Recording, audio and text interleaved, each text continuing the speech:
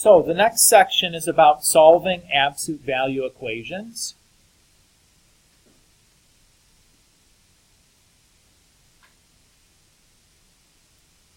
So my first question, let's say the absolute value of x is equal to 5. What are our solutions to this?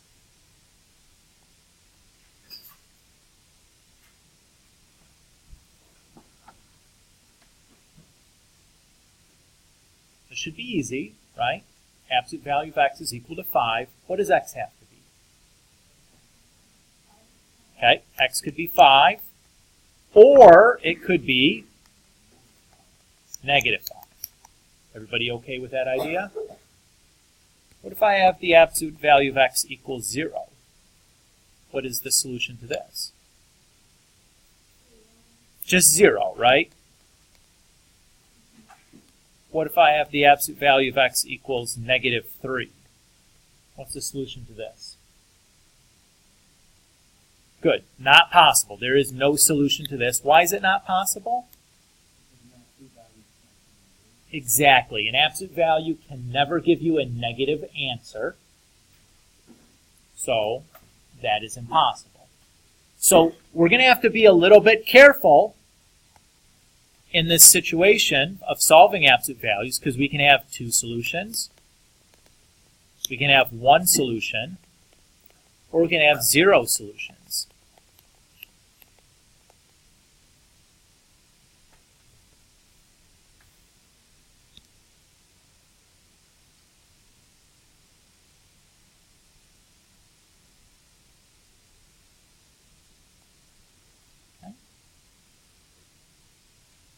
So here's going to be our plan.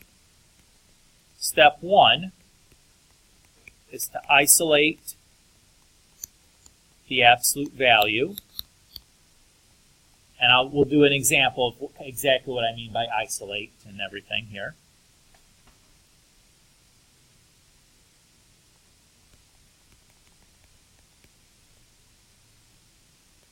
So then we split the absolute value equation into 2 linear equations. We'll solve each linear equation separately, and then we'll check our answers.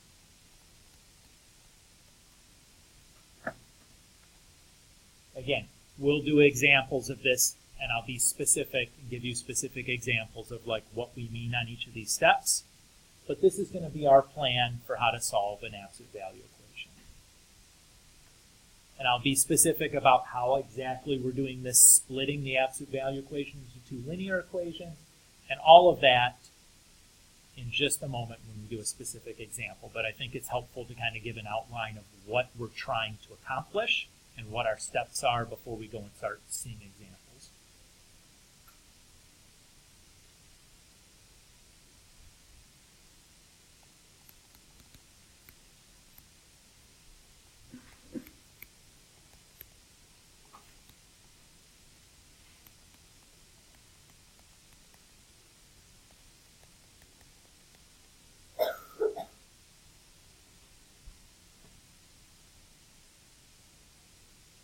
So let's say we want to solve the equation 1/2 times the absolute value of x plus 2 equals 10.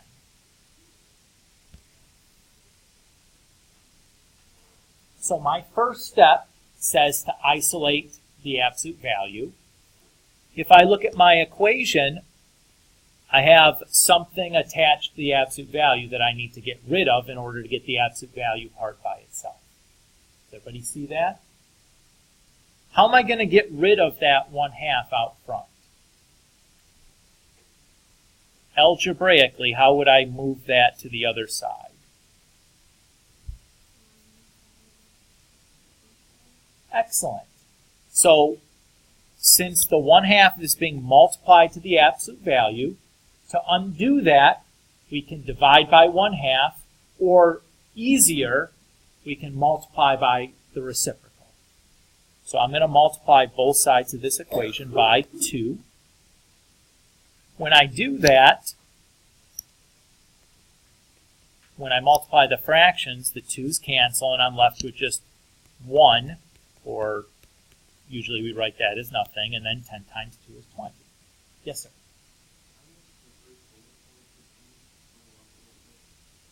Isolate the absolute value.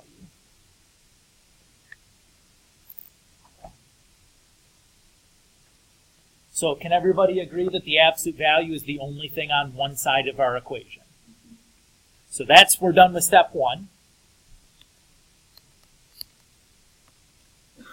Step 2 says to split the absolute value into 2 linear equations. So I'm going to draw a pair of lines down to show myself splitting. The first equation is just going to be the absolute value removed from the equation. The second equation is the absolute value removed from the left-hand side, but the right-hand side we've made negative.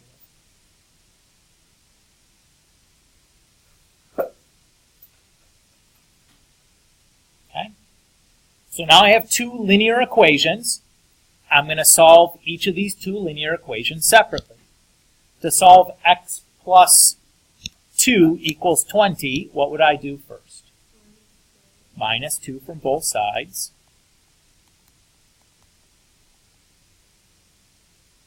To solve x plus 2 equals negative 20, what would I have to do to solve that? Also subtract 2.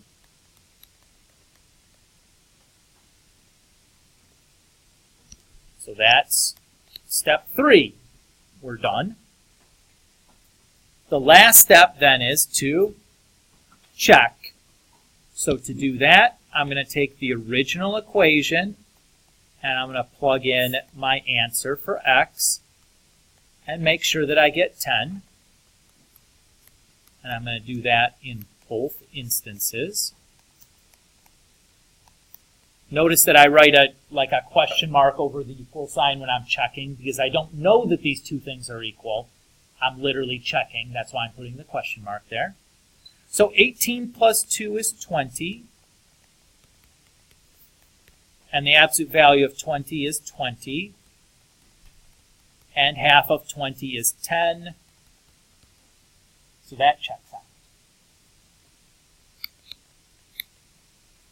Negative 22 plus 2 is negative 20. The absolute value of negative 20 is positive 20. And 1/2 times 20 is 10.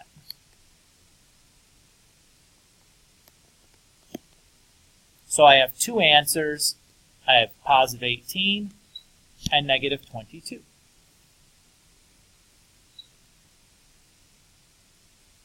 Does everybody feel okay about doing that?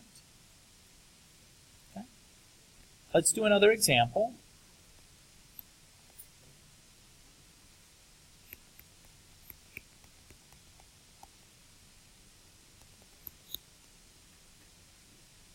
Oh, this is the same example. I don't need to write down the same thing. Don't write that down.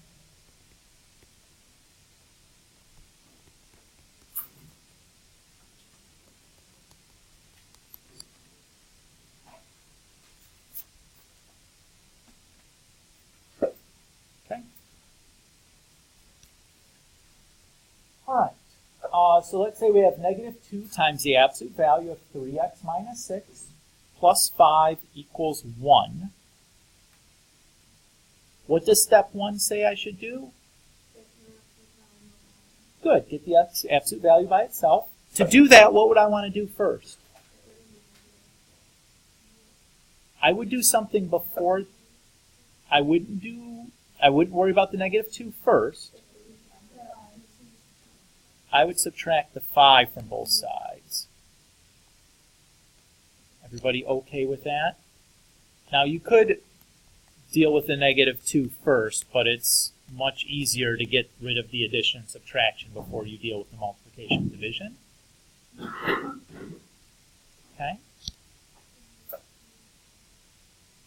Well, what operation is the negative 2 doing to the absolute value? It's being multiplied. So to undo multiplication, you divide. Right, so we'll divide both sides by negative 2.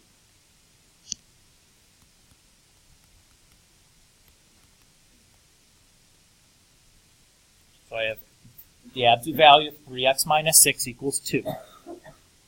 So we're done with step 1. Notice that I have an absolute value equal to a positive, so I know I'm going to have answers to this. Everybody agree? Okay. So the next step is to break this into 2 equations. What will my first equation be? Very good.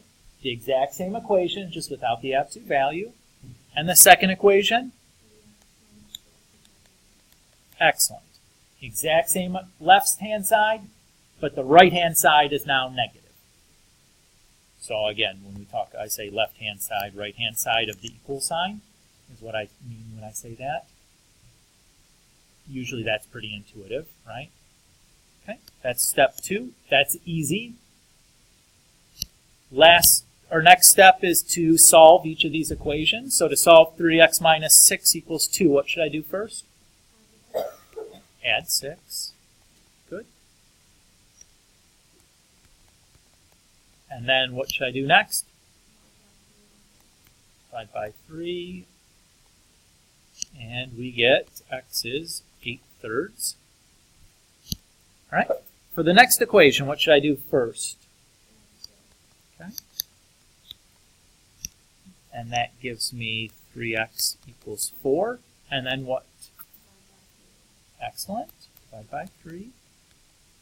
And that's going to give me x equals 4/3. In this class, if you're just solving equations like this, my expectation is you'd leave your answer as fractions. So we're not going to convert these to decimals. So that's step 3. We're done with that. The last step is that we have to check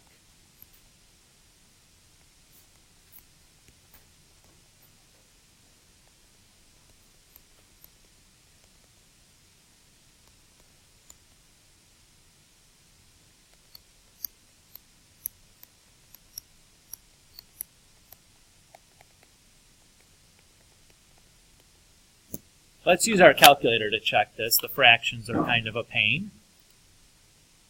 And our calculator can certainly handle this. So what I'm going to do is I'm just going to type in the left-hand side of the equation to see if it gives me 1. Cool with that plan? So I'm going to do negative 2 times, and then I'm going to find the absolute value. So I'm going to press the math button, move over to the number tab, and select the ABS command 3 times, and then I'm going to type in the fraction 8/3. To get a fraction, I press alpha, y equals, and select the first option, n over d. And I can type in 8/3 exactly as it looks on my sheet of paper. And then I'll move over, type the minus 6, and move over again and type the plus 5. And I press enter and I get 1. So I'll put a check mark there to show that it worked.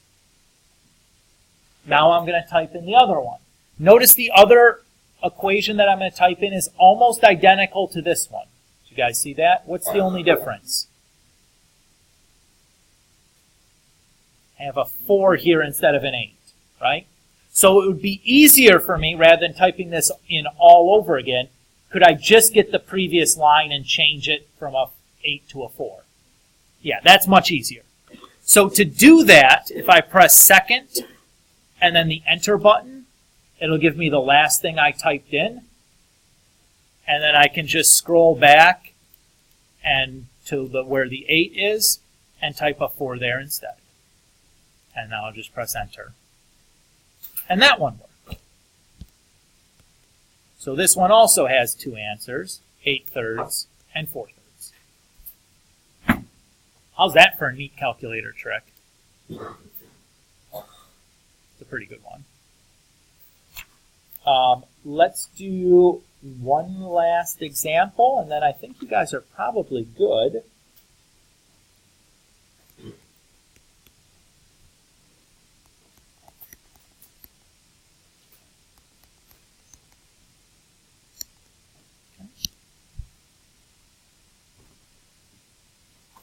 So negative 5 times the absolute value of x plus 1 plus 2 equals 12.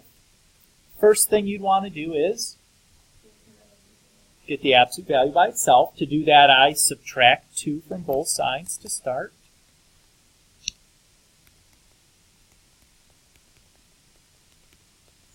Okay.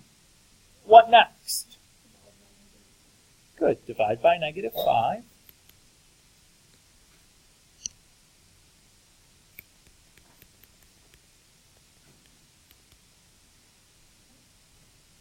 What now?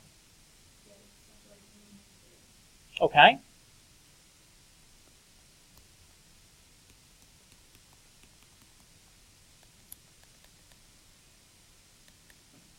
So my first equation, I just got rid of the absolute value. In the second equation, I'm going to have x plus 1 equals a negative of negative 2, or you could just write positive 2. Either is fine. For the notes, I'm going to write negative of a negative so that you guys can see that I'm still negating both sides. Or, I'm sorry, negating that one side. But if you want to write just positive, certainly that's fine. Okay.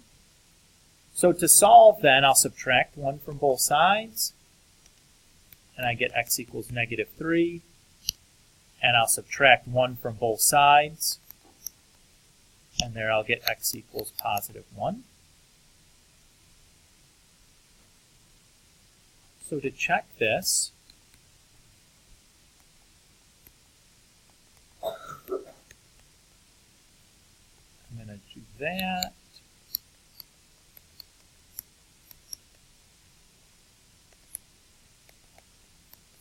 And this.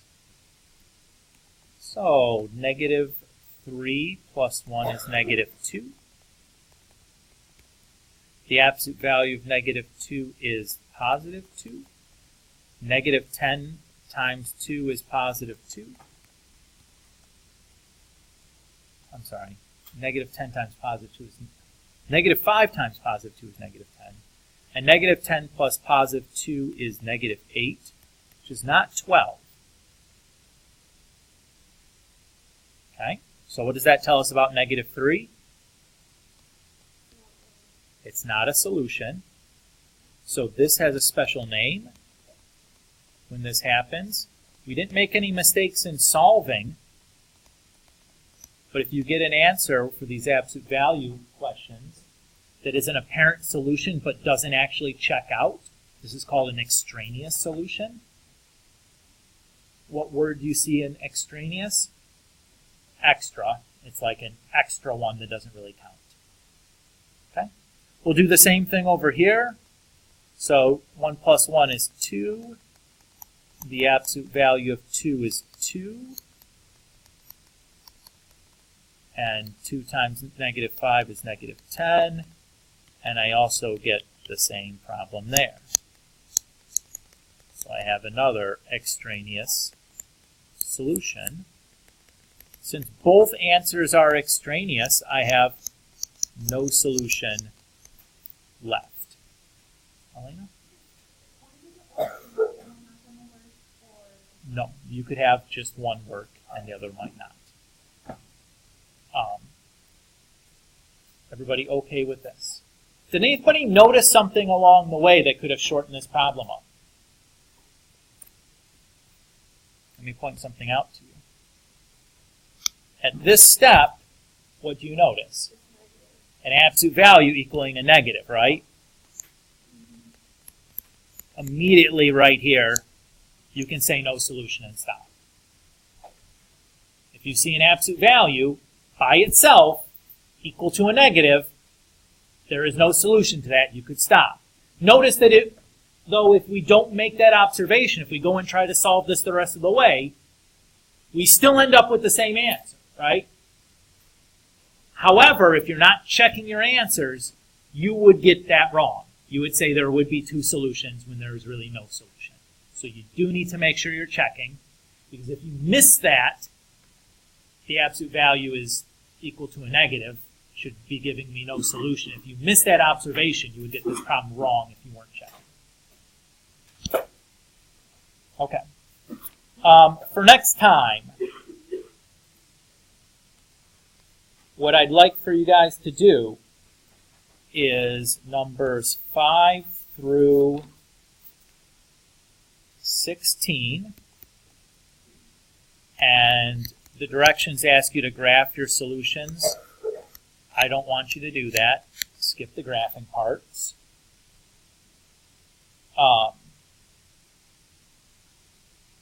And